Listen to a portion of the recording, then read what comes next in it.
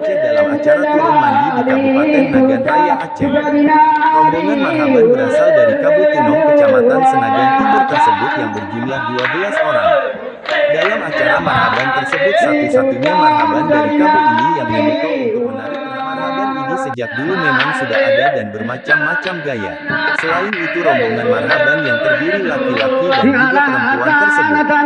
Marhaban yang artinya selamat datang. Marhaban pada seni ini mengandung ungkapan rasa gembira atas kedatangan seseorang. Kata marhaban istilah khusus ketika penduduk Yasrib, Madinah, di Jazirah Arab menyambut kedatangan Nabi Muhammad SAW.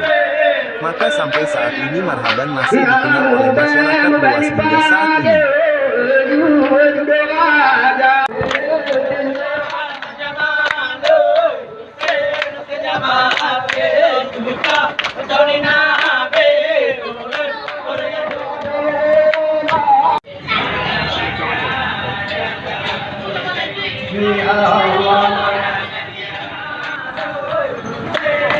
Allah